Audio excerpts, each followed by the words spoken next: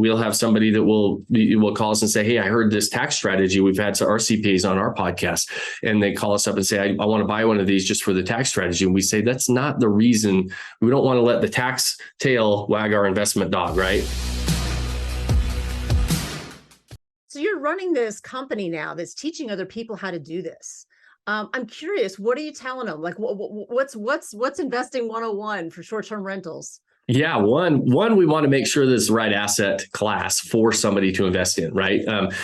Pros and cons of short-term rentals, they're a lot of fun to own. It's fun to have a portfolio of, properties in beach areas, mountain areas, areas that you would love to own a vacation home. I always tell people. So it's a really fun asset class to own.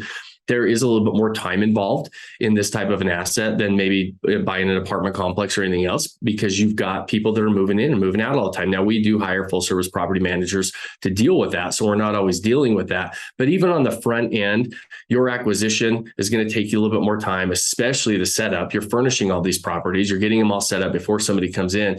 Those are tough things to outsource. And so until the property is handed over to the property manager, there's more time involved.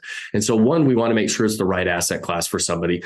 But after that, we want to make sure that they walk into the game with their eyes wide open as well. It's not, I always tell people there's good properties and bad properties in almost every area. You really have to understand how to underwrite this type of an asset, because you could go into a great beach town. Let's say you go to, Destin, Florida, and you're like, hey, everybody's here has great homes and it's somewhere that everybody's going. Not all properties in Destin, Florida perform very well. And so some perform awesome, some don't. And there's some areas that don't. And so it's really understanding when we have somebody dive into this game and say, hey, let's get you walking into it with your eyes wide open from all aspects. Make sure, one, that this asset class fits your property goals and your lifestyle that you're trying to create. Two, sometimes we're talking about the tax, we'll have somebody that will call us and say, hey, I heard this tax strategy. We've had some RCPs on our podcast, and they call us up and say, I want to buy one of these just for the tax strategy. And we say, that's not the reason.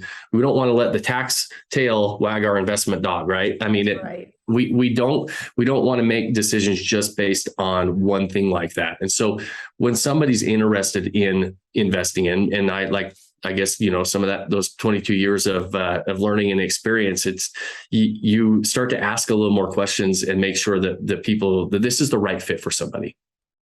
Because I think there's a big difference between owning your own home and then buying investment real estate. Huge. When you're buying your own home, you're nesting. When you're buying investment real estate, it's about doors and windows.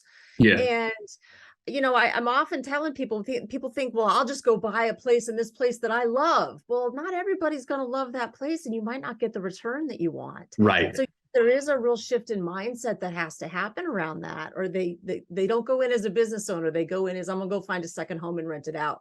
Right. Exactly. Very different. Yeah. Very, very different. And that's where understanding the asset that you're diving into. Like, I love real estate. I've always been in real estate. It's what I understand. It's what I love. I think it's a great tool for average everyday people to build wealth. I think I feel like that there's, but sometimes, especially when we're talking about single family rentals, and I see it mostly like on single family rentals, or now the short-term rentals are becoming so mainstream that they think, well, it's just a single family home. I understand that because I've already bought and sold 3 or 4 homes that I've lived in. That's totally different. You've got to treat it as its own investment tool. Absolutely. I'm a financial planner. And so, I love real estate as part of an overall financial plan. It's just a phenomenal asset, but it is a high maintenance asset, and you've really got to love it. But my clients who love it, boy, I show them, I can show them a statement with as many commas as you want of stocks and bonds, and their eyes glaze over. But boy, you show them $100,000 house, they're like, but I like it. That. Yeah.